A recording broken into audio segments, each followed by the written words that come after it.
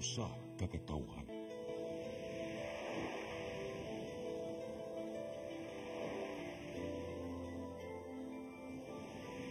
Cebu Catholic Television Network.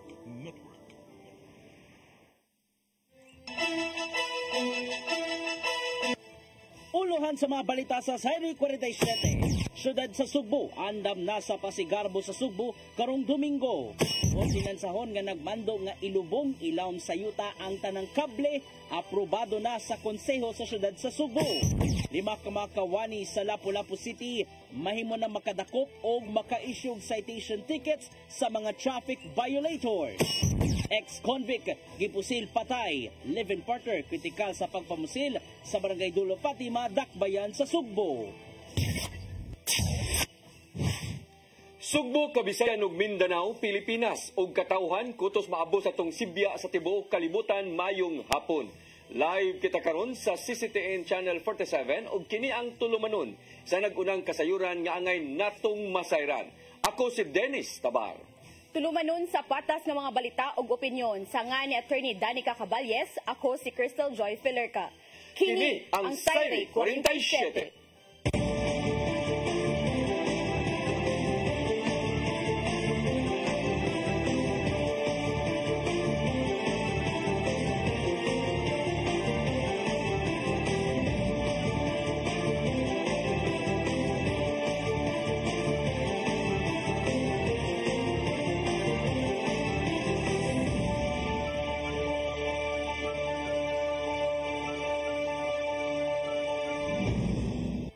Ug karon sa kompletong detalye sa atong mga balita, kagamhanan sa Dakbayan sa Sugbo andam na sa nagsingabot nga pasigarbo sa Sugbo nga himuon karong adlawng Domingo.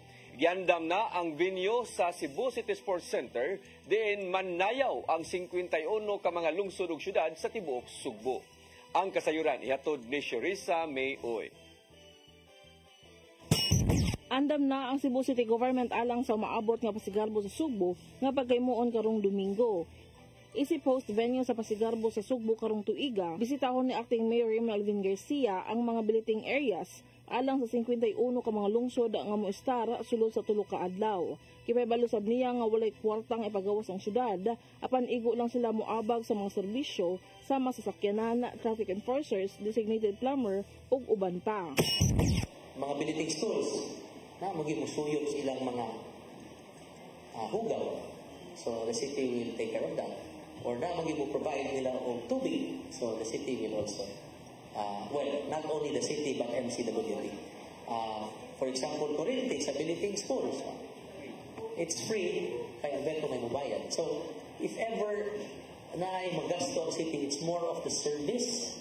No? Sabang musayaw sad ang Banawaan Festival sa Barangay Guadalupe, isip guest performers sa Pasigarbo sa Sugbo. Ano na sa mga food stall ang pamutang sa syudad diya sa Fuente Osmeña Circle o Plaza Independencia karong Domingo. Contingent, ang musayaw is the Banawan Festival kanang sa Barangay Guadalupe. Sherissa May Uy, CCTN News. Mga LGU mahimong makahatag og assessment kung pasirad-an ba una ang ilang tourist destination matag bating lakat sa panahon. Kini aron masiguro ang kaluwasan sa tanang mga manglaag ug makalikay sa disgrasya. Ang kasayuran ihatod ni Gian Navarro. Gibutyag ni Bukal Red Duterte, kinsang chairperson sa Committee on Tourism sa Junta Provincial, nga ang mga local government units adunay responsibilidad kung galing adunay bating lakat sa panahon sa ilang dapit. Gawa sa mga residente, giatagan usab nila pagtagad ang mga manglaag sa managlaing laaganan sa manalang sa dagat, force o dipaka canyoneering sites nga abunda labi na dinhi sa Sugbo. Sumapa ni Duterte nga ang mga LGU may mag-igo kung pasirad-an bauna ang mao mga tourist destination kung aduna bay bagyo o dibakaha, thunderstorms lang. Ilabi na nga gibanapan sa pag-asa nga mabot hangtod sa tulo ka mga bagyo ang gibantayan sa nasod ning buwana. Dugang pa ni Duterte nga kabalo na sa assessment ang mga tourism officers ug local DRRMOs aron sa pagsuta depende sa sitwasyon sa ilang laaganan. Atong local tourism offices o kaning in partnership po sa ilang local municipal municipal disaster and risk management offices, well-trained naman ni sila good on how to assess kung fit papagyod ni mga sites nato. Karong umabot nga long weekend di nagpanikad ang mga manglaag. Mitambag si Duterte sa mga bakasyonista nga susihon pirmi ang lakat sa panahon. Kinanalusab nga makig-alayo ng mga bisita ngadto sa local government unit nga nanimutang ang lugar nga buot nilang suruyon kana aron makapahibaw kung mahimo pa bang laganan among tourist site kuno galing maiguman sa kusog nga uwan. Gitoyo hinuon sa matag LGU ang matang sa assessment aron dili na subling may tabo ang mga insidente panahon nga mukusog ang bundak sa uwan. If ever may issues, our local government officials, local government units are always ready to help. No, we have already instructed our tourism offices in partnership again with our local disaster risk and management offices to really monitor these sites, especially during weekends, holidays. Ian Navarro, CCTN News. Sa laing balita, aprobado na sa Konseho sa Dakbayan sa Sugbo ang ordinansahon nga nagmando nga ilubong ilawom sa yuta ang tanan nga linya sa kuryente, telepono ug uban pa. Ang ordinansa nga gipangamahanan ni Konsehal Jerry Guardo gitawag usab kini og Ordinance number 2750.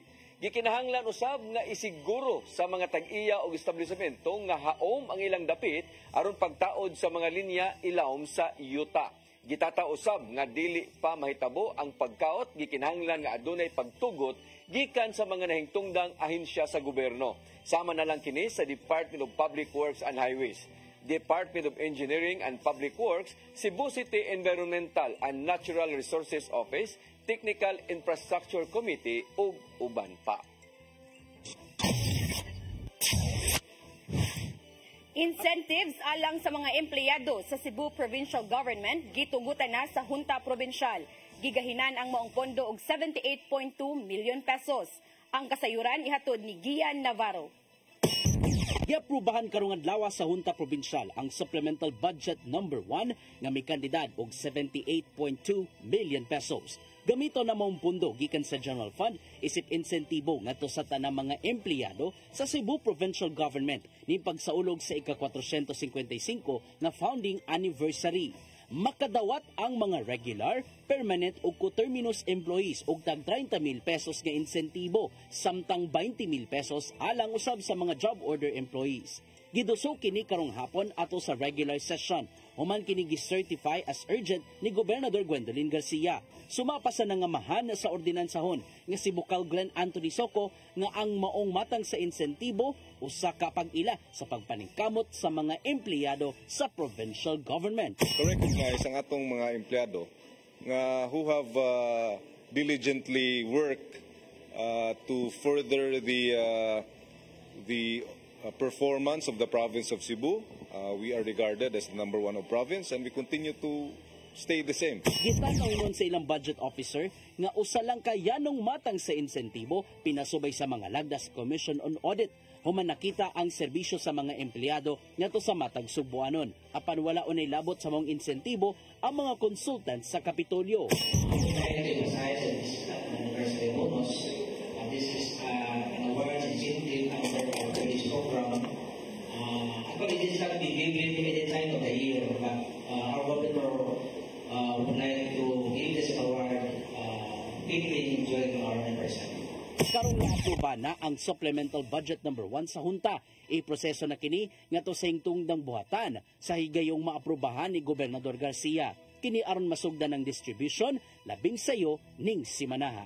And once nga masign na ni, it will be a process sa atong departments, no? And as mentioned by Mr. Danny Rodas earlier, that there is a highly likelihood that this can be released before the end of the week. Navarro, CCTN News. Gitunol na ni Kongresista Cindy Chan niadtong Sabado ang bag-ong gipaayo nga Paho Terminal Building sa Lapu-Lapu City. Moabot sa 12 milyones ka pesos ang nahimong gasto sa pagpatrabaho niini o gikan sa pundo sa Congressional Fund. Limpyo na ang pansayan nga mamahimong magamit sa publiko ug mga stalls para sa mga manindahay. Gipasalamatan ni Mayor Junard Ahong Chan ang kanitag-iya sa maong luna nga mao ang General Milling Corporation sa pagtugot nga ibaligya kini ngadto sa syudad ug sa ubos kayo nga presyo. Kini aron magpabilin sa maong dapit ang terminal tungod kay wa nay lain pang luna ang LGU nga kabalhinan ni ini.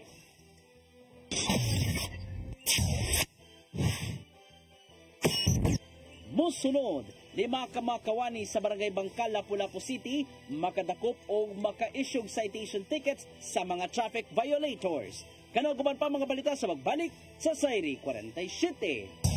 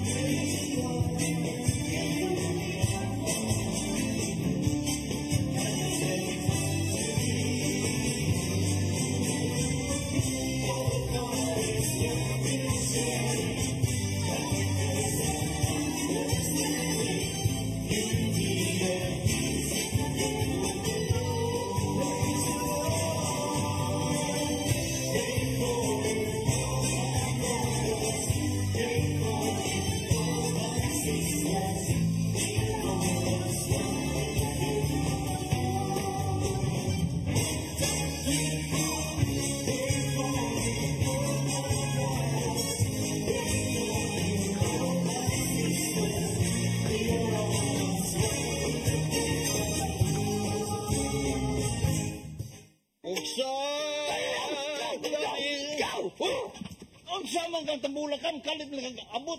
Nalatigan ni ron. Gitara ko nga gamay kaayo.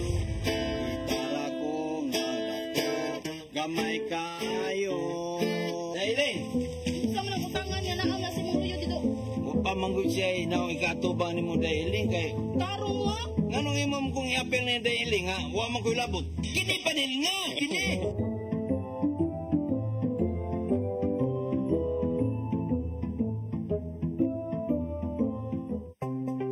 Discover the beauty of the Philippines.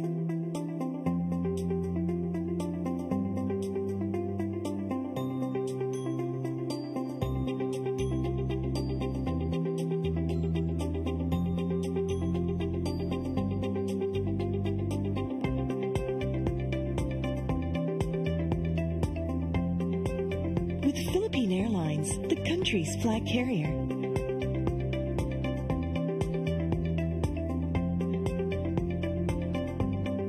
The airline that lets you feel the warmth of the nation.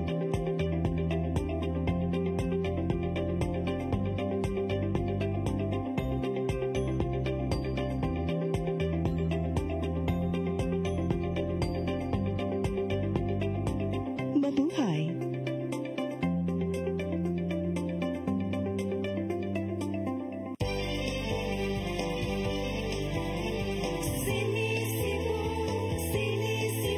For your internet connection.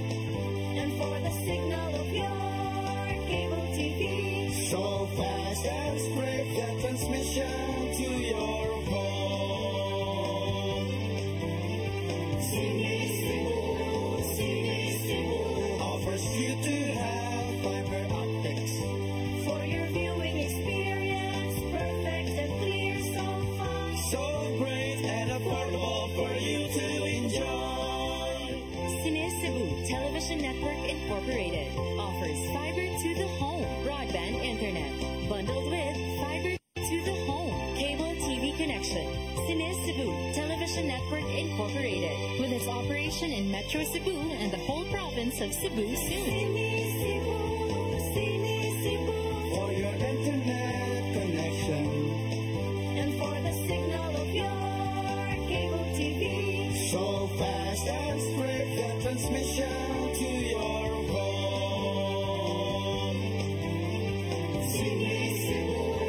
Sini Cebu offers you to have fiber optics for your viewing experience. Perfect and clear, so fun, so great and affordable for you to enjoy.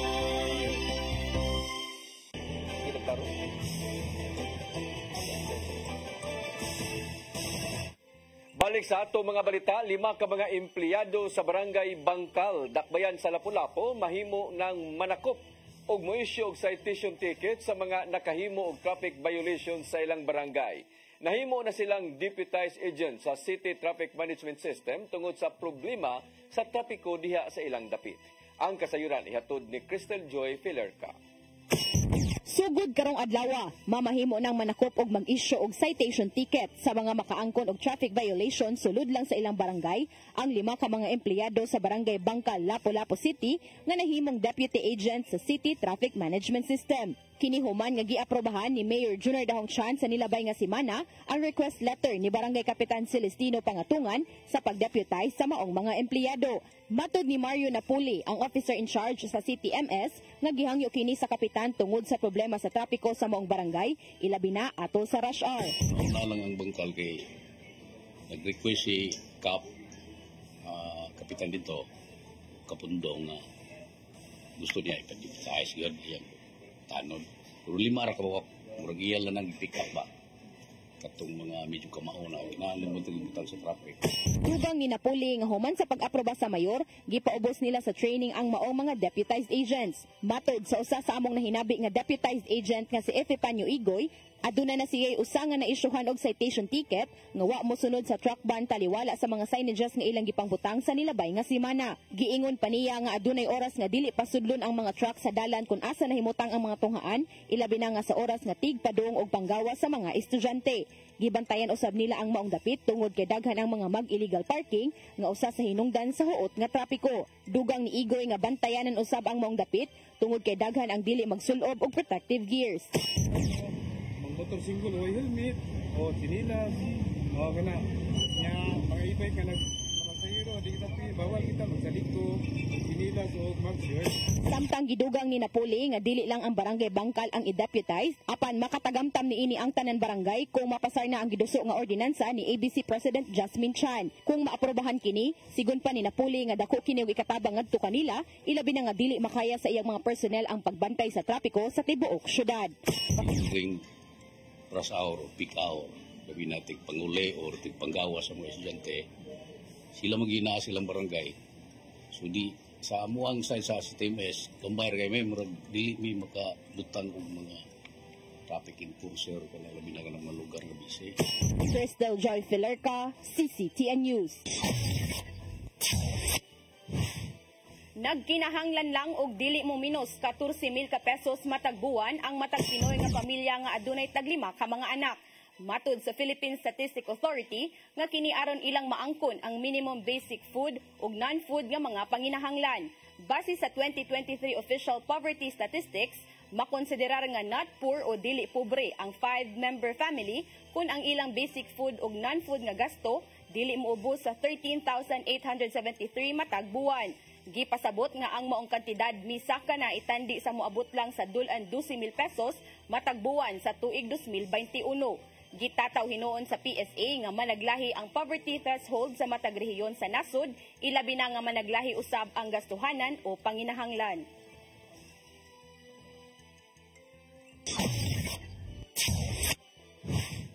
Kagamhanan sa dakbayan sa Sugbo, mipakita og prefabricated houses isip traditional nga kun transitional housing.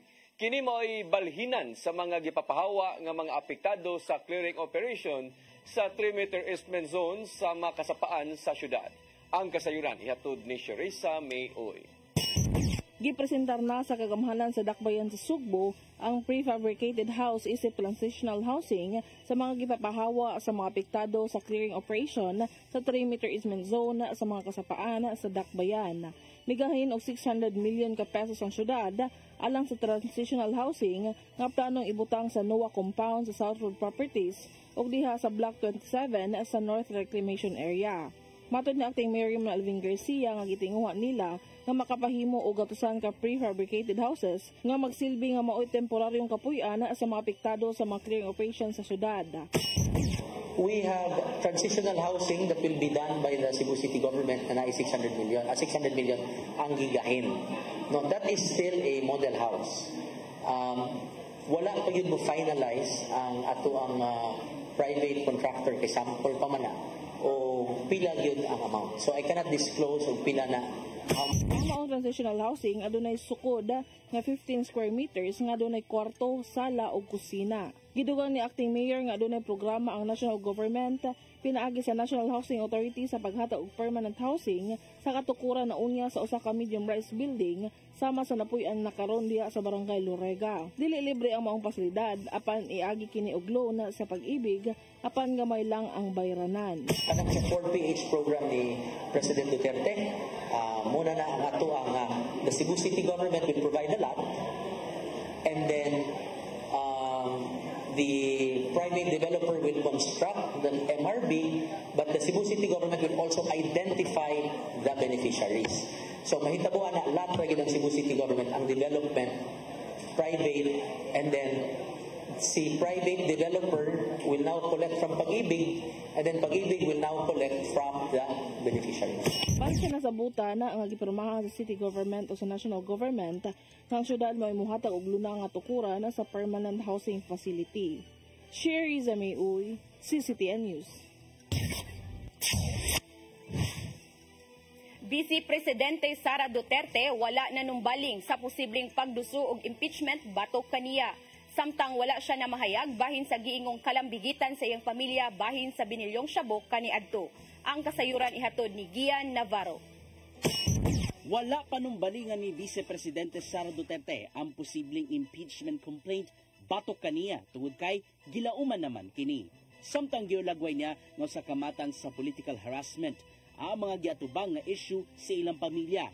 Ilabi na sa mga giatubang nga suliran sa dihang anaa pa siya sa gabinete sa kasamtangang administrasyon.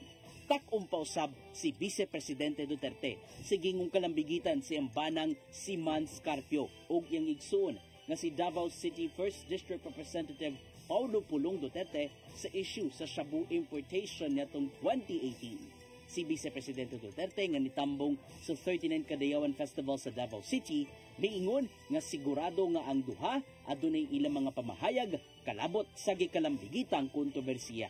Gidugang ni VP Sara nga nagkasinabot na usab sila nga magtiayon nga tubagon ang mga issue depende sa kinsa ang nalambigit nini. Nasayran ato sa Congressional Joint Committee hearing nito Biyernes, din gitugan ni Jimmy Guban kani Customs Intelligence Officer ang tinuuray nga tag-iya sa nakontrobersyal nga 6 billion pesos shabu shipment nitong 2018. Kana mao silang Kongresista Duterte. Carpio ingon man ang negosyante nga si Michael Yang. Gidugang usab niini nga daano sab siya nga gibaharan sa di paglambigit sa tulo sa drug shipment. Gian Navarro, CCTN News. Giluwas sa kapulisan ug kabombiruhan ang gidudahang kawatan human ni katkat sa dakong punuan kaganinang kadlawon sa barangay Sambag 2, Dakbayan sa Sugbo. Sumapa sa Abiliana Police Station 2 nga posibleng gikan lang nakasuyop si Brian Pugoy nga tagalungsod sa Asturias maong nabuhat niya kini. Nasuta sa pasiunang investigasyon nga human nakasuyop si Pugoy uban sa lain pang lalaki, plano nilang mangkarnap sa maong dapit. Hinundan nga nagpatabang ang usa sa mga residente sa kapulisan sa dihang nakabantay nga nisaka na kini si Pugoy ngadto sa ilang panimay. Gitanggong na sa Abiliana Police Station ang gidudahang kawatan samtang niikya sinuon ang iyang kauban.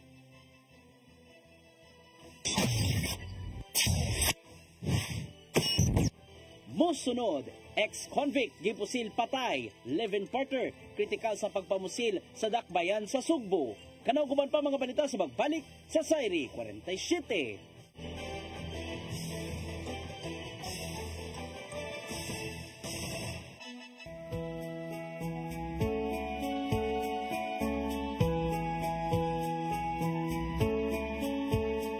You're giving your all in His glory, touching each heart and soul by spreading His words and wonderful deeds that send forth His kingdom.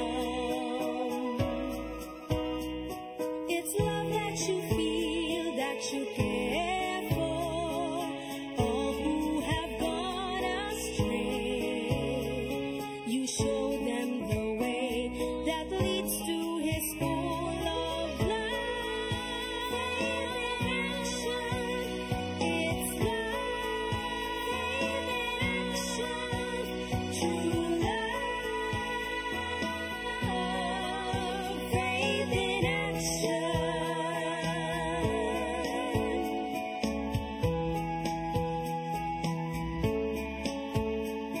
We're one in one hope, inspiration through God's amazing grace.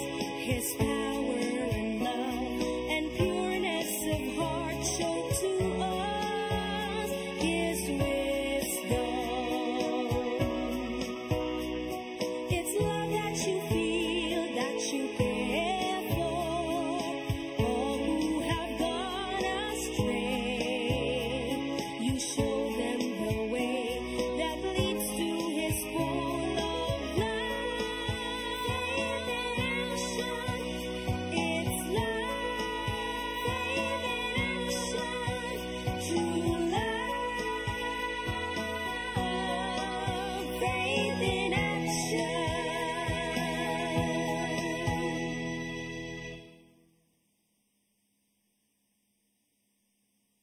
Migo George!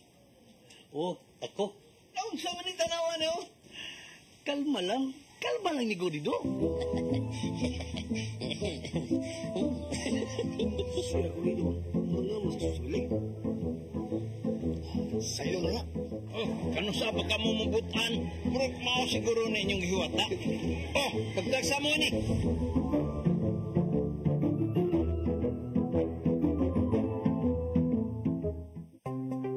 Discover the beauty of the Philippines.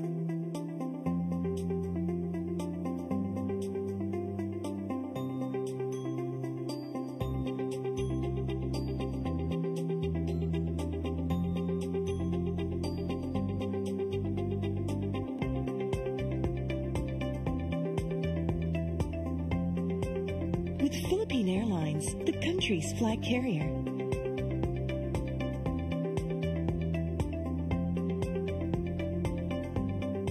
The airline that lets you feel the warmth of the nation.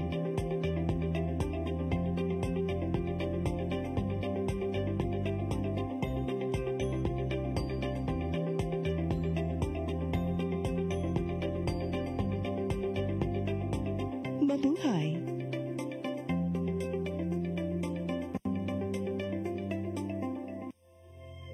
Ang kinabuhi, puno sa hagit. Sumpil na ka, Dria! Ay, paginarte! Pagdita ka! Puno sa pangutana. Bata pa gani ka kayo? Nagpuyap-puyap na ka? Kinsa man ang mga sakitin ako din ay karoon ang kinsa! Sibuti mo'y pasabot, Daddy.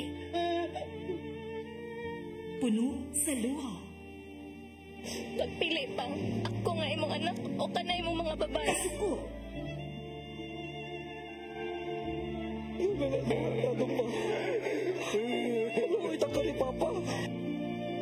Apan bisan mangit-ngit pa ang imong kalibutan, aduna pa'y nagpahiping kahayag. Aduna ka pa'y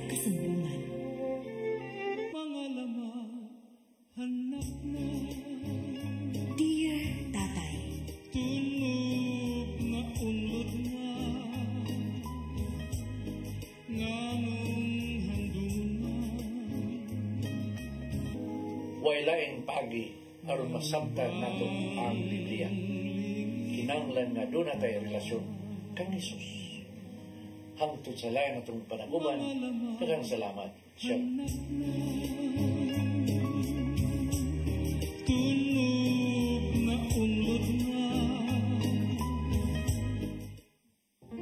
I am the God that healeth thee. I am the Lord, your healer. I sent my word and healed your disease. I am the Lord, your healer. I am the God that healeth thee. I am the Lord, your healer. I sent my word and healed your disease. I am the Lord, your healer. I am the God that healeth thee. I am the Lord, your healer. I sent my word and healed your disease. I am the Lord, your healer. I am the God that healeth thee. I am the Lord, your healer.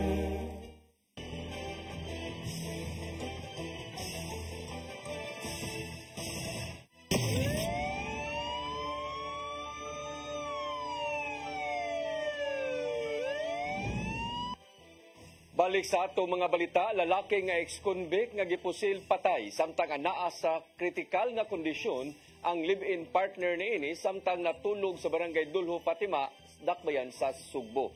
Drugas ang usa sa gitan-aw nga motibo sa krimen. Ang kasayuran ihatod ni Arnold Bustamante. Patay ang usa ka ex-convict samtang nasa talandugo ng kahimtang ang kapoy nini, human pa mo sila sa usa ka lalaki sulod silang bay sa sitio Mikabaha, barangay Dulho Fatima sa Dakbayan Sugbo, alas 3:50 kagahapon sa kadlawon. Ang patay diha-diha dayon gilang si Saturnino Siricon Biscotso, hingkod ang pangidaron samtang daling gidala sa tambalanan ng kapoy nini nga si Maribel Fernan Pedrosa nga monupiro sa mga dapit sa investigasyon sa Mambaling Police Station nga samtang nangatulog ang duha sa sulod silang bay, gisulod sila sa armadong lalaki nga nagsunog og itom nga jacket nga nakakalo, naka-short pants o nga naka-face mask o gapuwa og daing pamusil makadaghang higayon sa mga biktima. Human sa pagpamusil dali ni nga misibat uban sa iyang kauban nga nagsilbing lookout sa gawas sa balay, biniyaan ang mga biktima sa sulod sa bay. Nakaangkon og samad pinusilan sa agtang og tuong nga papangig si Biscotso nga may hinungdan siya nga nanaling ang kamatayon, samtang si Pedrosa naigusab sa agtang gamit ang wala pa matino nga kalibre sa armas. Mato ni Police Major Efren Diaz Jr., ang hepe sa Mambaling Police Station, nga alas 9:15 sa buntag na report sa mga residente ang maong panghitabo. Walay nakadungog sa buto-buto sa armas tungod kay ulan matod pa sa maong hitabo. Gipangso sila sa mga investigador sa Mambaling Police Station ang mga kuha sa CCTV camera. Una suta nga dunay duha ka mga suspitsado ang mihimo sa krimen. Din ang usa ang mipusil sa mga biktima, samtang ang usa ang lookout. Doon na sila duha ka mga persons of interest ang gitanaaw sa pagkakaroon. Nalalambigit usab sa illegal nga drugas sa Dulho Fatima. Amoy ilang gipangita na drugas ang usa sa gitanaaw nga motibo sa krimen. Sanglit nalambigit man usab sa illegal nga drugas ang biktima. Upon investigation namon ang kaning lalaki, ang biktima, duwa ni illegal drug, nadakpan ni sila pagka July, napailan sila kaso sa Suertres sa Police Station 3. Pero sa investigation na mo, nagtuning patal ang lalaki sa illegal na Narampana kanito si Biscotso sa kaso sa illegal gambling o illegal nga druga sa Waterfront Police Station. Apan man makagawas, may balik na usab siya siyang naandan nga trabaho. Arnold Bustamante, CCTV News. Usa ang nakalas samtang 8 ang naangol sa pagkatagak sa dump truck sa Pangpang sa lungsod sa Pinamungahan. Nasuta sa mga otoridad nga nawad-an og brake ang sakyanan samtang nagbiyahe. Ani ang dugang detalye.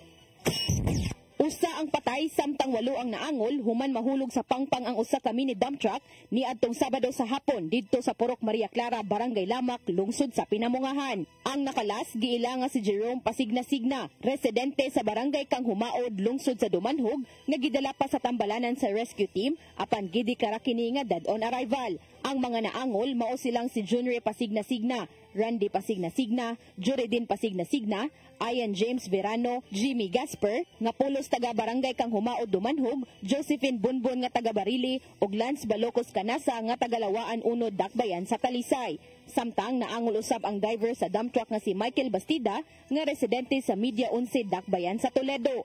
Sa investigasyon sa Pinamungahan Police Station, nasuta nga gikan ang maong dump truck sa sitio Linaw, Cantabaco ug mopadong na unta kini sa lungsod sa Dumanhog. Apan pag-abot sa lugar nga palugsong, kalit lang nga nawadan og brake ang sakyanan nga mao'y hinungdan nga misutoy kinigdagan padung sa ubos ug wala na makontrolar sa driver ang manobela niini hangtod nga nahagbong sila sa pangpang. Ang biktima nga si Jerome Pasigna-Signa mao'y nadatogan sa truck ug nakabsan gyud sa iyang kinabuhi, samtang ang ubang sakay niini ang luwas ra ang kahimtang. Crystal Joy Filerca, CCTN News. Tulo na ang konfirmadong patay sa dakong sunog nga niumbo sa miaging simana sa Barangay Mangga, Tagbilaran City, lalawigan sa Bohol. Nakalas niadtong Sabado sa kadlawon ang amahan nga si Edgardo Lasco Sr. tungod sa talandugon niya nga kahimtang nga da sa paso sa iyang kalawasan. Siya ang nisuway pag-rescue sa mga anak niyang nag-edad o 3 anyos ug silang nasunog ang ilang panimay niadto nga Miyerkules sa gabi. Gilubong na ang managsuon niadtong Sabado sa hapon samtang gihaya pa ang patayng lawas sa maong amahan. Samtang na-recover sa mga kamobiruhan ang mga tipaka sa battery sa sakyanan, lamparilya, container o uban pang gamit sa pagpintal gikan sa nasunog nga panimay.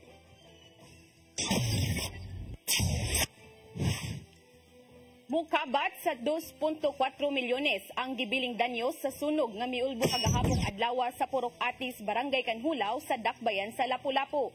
Nagsugod ang pag-ulbo sa kayo alas 3:08 sa kadlawon ug duha ka panimalay ang gilamoy sa maong sunog.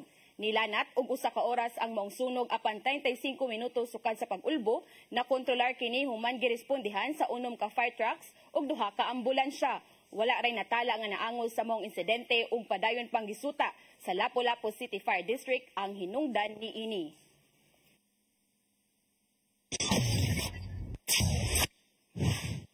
Walo ka mga durugista ang nasikop sa gipahigayon nga buy-bust operation nitong Sabado sa gabi sa may sitio Salvador, Barangay Tangke, Dakbayan sa Talisay.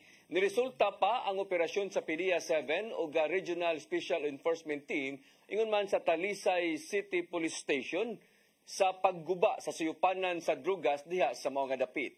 Lakip sa nasikop ang subject sa operasyon nga si Ramil Abarquez, 35 anyos. Drug din ingon man ang iyang anak nga kasosyo nga si Stephen Abarquez, usa ka construction worker ug laing unom ang naabtan nga nagsuyop.